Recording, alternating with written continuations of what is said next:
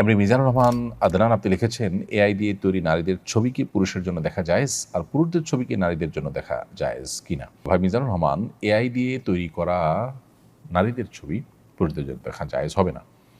যদিও সেই নারী রিয়েল কোনো নারী নয়, কিন্তু একজন পুরুষের জন্য একজন নারীর দিকে অবলোকন করা, গায়ের মারাম নারীর দিকে দৃষ্টিপাত করাটা যে কারণে হারাম, সেই কারণটি এখানে বিদ্যমান আছে।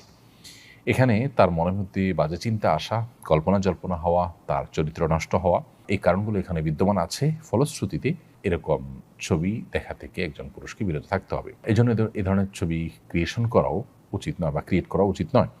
আবার এর বাইরে কোনো পুরুষের ছবি যদি তৈরি করা হয়, তাহলে নারীদের জন্য পুরুষদের দিকে দেখাটা সর্বাবস্থায় সাধারণভাবে হারাম বা নিষিদ্ধ নয়। এটা নিয়ে যদিও ওলামা ইকরামের একাধিক মত আছে, কিন্তু বিশুদ্ধর মত হলো ফিতনার আশঙ্কা না থাকলে নারীরা পুরুষদের দিকে তাকাতে পারে। তো সেই দৃষ্টিকোণ থেকে বা সেই হিসেবে এখানে পুরুষের কোনো ছবি আইডি তৈরি করা থাকলে কোনো নারীরা সেদিকে দেখলে দেখতে পারে। তবে একেবারে পার্সোনাল পার্টস বা একান্ত ব্যক্তিগত অঙ্গ প্রত্যঙ্গ যেগুলো সতর যেগুলো, সেগুলো দেখা জায়েজ হবে না কোনো অবস্থাতেই। নাসরিন বিনতে সাহাব আপনি লিখেছেন, চ্যাটজিপিটির মাধ্যমে ইসলামের বিভিন্ন বিষয় জানতে চাই, সেখানে যেসব উত্তর দেওয়া হয় তার উপর নির্ভর করা যাবে কিনা? প্রথম কথা হলো যে চ্যাটজিপিটি অনলাইনে যা পায় সেখান থেকে কালেকশন করে দেয়। তো অনলাইনে যা কিছু আছে তার সব কিছু তো সঠিক নয়। অতএব চ্যাটজিপিটি বা এআই এই সমস্ত টুলগুলো ব্যবহার করে আপনি শরীআই প্রশ্ন, বিশেষ করে হালাল হারাম, ঈমান আকিদা, এই জাতীয় গুরুত্বপূর্ণ বিষয়গুলোকে আপনি সেখান থেকে জেনে আমল করার চেষ্টা করবেন না। এটা ভুল হবে। কারণ হলো সেখান থেকে সঠিক জিনিসটা যেমন পেতে পারেন, ভুলটাও পেতে পারেন। তাছাড়া এই জাতীয় অ্যাপগুলো যে আমাদের সবসময় সঠিক উত্তর দেয় তা কিন্তু না। আমি যেটা বলছিলাম যে অনলাইনে যা কিছু আছে সেখান থেকে তারা কালেক্ট করে আমাদেরকে তথ্য দেয়। তাদের কাছ থেকে যদি তথ্য নেন এবং এটার উপর নির্ভর করেন, তাহলে সেক্ষেত্রে আপনি ভুল সিদ্ধান্তে উপনীত হতে পারেন। এজন্য যদি সেখান থেকে কোনো কিছু পান, সেটা যদি ক্রস চেক করে আপনি সঠিক বেঠিক যাচাই করে নিতে পারেন, তাহলে সেটা ঠিক আছে। আর না হলে সেটা ঠিক হবে না। কারণ মোহাম্মদ বিন সিরিন রাহিমাহুল্লাহ বলেছেন, ইন্না হাদাল ইলমা দীন ফানজুরু আম্মান তাখুযুনা দীনাকুম। নিশ্চয়ই কোরআন এবং হাদিস ভিত্তিক এই যে ইলম, এই যে নলেজ, ইসলামিক নলেজ, এটা কিন্তু দ্বীনের অংশ, এটা আমাদের ধর্মের অংশ।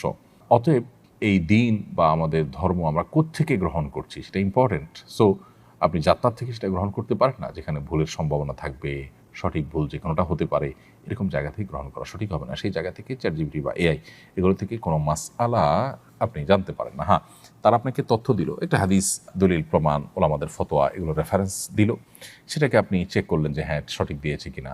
প্রয়োজনে তারা তো অনেক সময় ওয়েবসাইটে লিঙ্ক দেয়, সেই লিঙ্কে গিয়ে আপনি চেক করলেন, দেখলেন, এরপর ভিত্তি করে আপনি আমল করতে পারেন। অর্থাৎ সরাসরি তারা হালাল বা হারাম বলে দিল আর সেটার উপর আপনি আমল করলেন, এমনটি করা উচিত হবে না। অনেক বাড়ি মালিক বড় পরিবারকে বাসা ভাড়া দিতে চান না। যদি শুনেন বাচ্চা ৩-৪টা, তাহলে ভাড়া দিতে অস্বীকৃতি জানান, এটা জায়েজ আছে কিনা?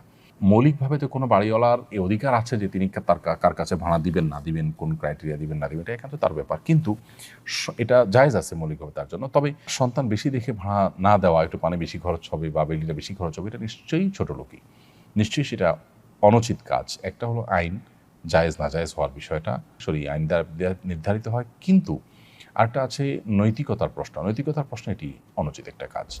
বিউটি বি এআইডি থেকে লিখেছেন, আমার ফজরের নামাজের পর ঘুম আসে, এর কারণে আমার ক্ষতি হবে কিনা? ফজর নামাজের পরে না ঘুমানোটাই উত্তম, কিন্তু এটা এমন কোনো বিষয় না যার কারণে গুনাহ হবে। এমনি তোফাইল আপনি লিখেছেন, আমি অনেক কাজে আল্লাহর কসম করেছিলাম, তারপরে রাখতে পারি নাই, এদিকে আমার পাপ হবে? কি আমল করলে পাপ মুক্তি পাবো? আপনি কসম করে থাকলে কসমের কাফারা দিতে হবে, যদি কসম ভঙ্গ করে থাকেন, কসম যদি রক্ষা না করে থাকেন। আর কসমের কাফারা হলো আপনি 10 জন মিসকিনকে খাবার খাওয়াবেন কিংবা 3টা রোজা রাখবেন। যতটা কসম ভঙ্গ করেছেন ততগুলোর জন্য আপনাকে কাফারা দিতে হবে এভাবে। তো ইন্টারমিডিয়েট পর্যায়ে চতুর্থ বিষয় হিসাবে সংস্কৃত নিয়েছিলাম, কিন্তু কিছু অনুবাদে মনে হচ্ছে হিন্দুদের দেবীকে আল্লাহর সাথে তুলনা করা হয়েছে। এগুলোতে কি গুনাহ হবে? পরিবর্তন করে ফেলা উচিত? ইন্টারমিডিয়েট পর্যায়ে পড়ালেখা করতে গিয়ে আপনি এই যে পরিস্থিতির শিকার হয়েছেন বলে আপনি বলেছেন, সেগুলো সন্দেহাতীতভাবে বিশ্বাসের জায়গা থেকে করলে তো ইমানে যাওয়ার মতো বিষয় থাকবে। হিন্দু দেবীকে নাউজুবিল্লাহ আল্লাহর সাথে তুলনা করার এই বিষয়টাকে আপনাকে ঘৃণা করতে হবে।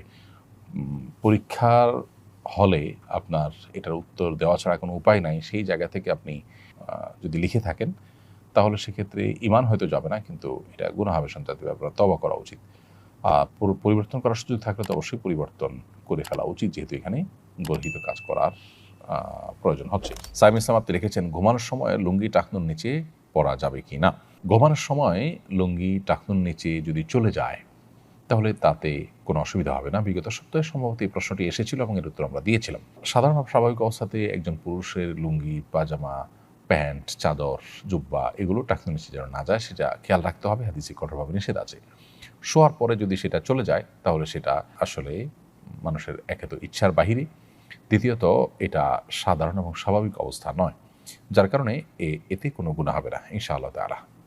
তবে স্বাভাবিক অবস্থাতে টাকনুর নিচে যেন আমাদের লুঙ্গি, পাজামা, প্যান্ট ইত্যাদি না যায় সেই দিকটা আমাদেরকে খেয়াল রাখতে হবে। এছাড়া মেহরাম হোসেন আপনি লিখেছেন, নামাজের মধ্যে হাঁচি এলে নামাজ হবে কি না? এই সময় করণীয় কি? হাঁচি যদি আসে নামাজ হয়ে যাবে। হাঁচি আসলে নামাজ হবে না এমন কোনো কথা নেই। হাঁচি আসলে হাঁচিটিকে থামানোর চেষ্টা করবেন বা হাঁচির সময় মুখে এতে হাত দেওয়ার চেষ্টা করবেন আশপাশের মানুষের যেন গায়ে আপনার কোনো ময়লা না যায়। এরপরের প্রশ্ন হলো, বেনামাজি পিতা মেয়ের বিয়েতে অভিভাবক হতে পারবেন কি না? বাবা বেনামাজি হওয়ার কারণে অভিভাবক না হতে পারলে অভিভাবক কে হবেন? বাবা বেনামাজি হওয়ার কারণে বিয়েতে অভিভাবক হতে পারবেন না, ব্যাপারটা কিন্তু সেরকম না। বরং বাবা অভিভাবক হতে পারবেন এবং বিয়ে বিশুদ্ধ হবে। মা বাবার মধ্যকার সম্পর্ক ভালো না, কাউকে কিছু বলতে ভয় পাই, কি করণীয়? মা বাবার মধ্যে সম্পর্ক যদি ভালো না থাকে আপনি ভালো করার চেষ্টা করবেন এবং আপনি বিনয়ের সাথে তাদের সাথে উভয়ের সাথে সুন্দর আচরণ করবেন। তাদের মধ্যকার সম্পর্ক ভালো না, সেইখানে সন্তান হিসাবে আপনি প্রবেশ করে তাদের সাথে বেয়াদবি কারোর সাথে আপনি করতে পারেন না। পারলে তাদেরকে মিল করার চেষ্টা করবেন, তৃতীয় পক্ষকে এঙ্গেজ করার চেষ্টা করবেন, কিন্তু কোনো অবস্থাতে আপনি নিজে ভূমিকা নিতে গিয়ে কারোর প্রতি বেয়াদবি করবেন না। বিনয়ের সাথে আপনি কোনো উদ্যোগ নিতে চাইলে সেটা আপনি অবশ্যই নিতে পারেন। শান্ত ইসলাম লিখেছেন, জুমার দিনে মৃত ব্যক্তির জন্য মসজিদে মিষ্টি দিয়ে দোয়া চাওয়া হয়, তখন ইমামের সাথে মোনাজাত করা যাবে কিনা? প্রথম কথা হলো যে মসজিদে মিষ্টি দিয়ে দোয়া চাওয়ার এই কালচারটা সঠিক কোনো কালচার নয়। মৃত ব্যক্তির জন্য দোয়া এটার কোনো বিনিময় দেওয়া উচিত নয়। আপনি যদি বলেন যে এটা আমি এমনি মানে সওয়াবের উদ্দেশ্যে খাওয়াচ্ছি, তাহলে সেটা মসজিদে কেন? এখানে তো দোয়ার জন্য বলেছেন, ভালো কথা। আপনি মসজিদে বহু রাস্তায় বহু গরিব মানুষ আছে সেখানে দেন। তো এখানে দেয়াটা মূলত দোয়ার এক ধরনের বিনিময়ের মতো, যেটা না জায়েজ। আর দ্বিতীয়ত হলো যে মসজিদে এ ধরনের মিষ্টি বিতরণের যে কালচারটা সেটা আসলে এটা দৃশ্যত বিনিময়ের মতোই দেখায়। আর যদি বলেন যে না, মসজিদে আগত মুসল্লিদেরকে আমি খাওয়াচ্ছি মুর্দাকে সওয়াবের আশায়, তাহলে সেটা ইসালে সওয়াবের উদ্দেশ্যে মানুষকে খাওয়ানো জায়েজ আছে, সেটা সেই যুক্তিতে জায়েজ হতে পারে। আর আপনি দোয়াতেও শামিল হতেই পারেন, দোয়া তো করতেই পারেন।